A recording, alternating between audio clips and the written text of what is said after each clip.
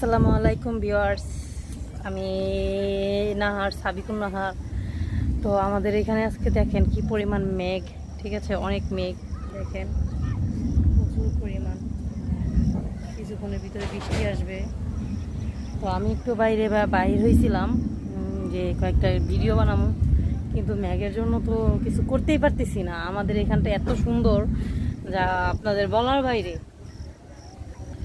হ্যাঁ, এখানটা অনেক সুন্দর, যেটা বলার বাইরে। আর তাছাড়া এদিকে প্রতি বছর এই যে ধান হয়। হ্যাঁ, সামনে এই যে বৃষ্টির সিজন আসতেছে, বৃষ্টি পড়তেছে একটু একটু।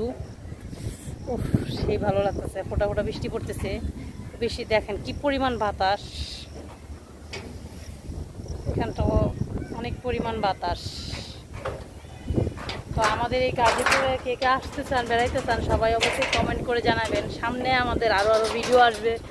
আমার মা প্রতি বছর এখানে মাছ ধরে করে।